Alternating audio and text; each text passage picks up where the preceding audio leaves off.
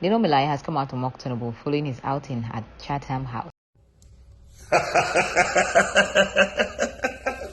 Tinubu, you go Chatham House today. But all these questions that you are sharing, Tinubu, there is God. Oh. The questions you are supposed to be answering, you are sharing. Why are you sharing these questions? You are assigning questions. Or to the question distributor. You want the question organizer.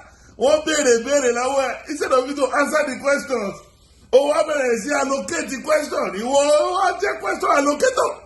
This number 1 is assigned to Kini. Number 2 is assigned to Edubai. Number 3 is assigned to Ben Ayade. Number Kini is assigned to Olodo.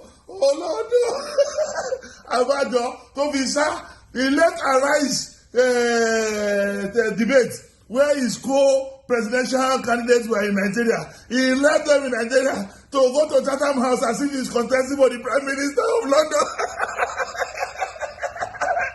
Baba Kaka!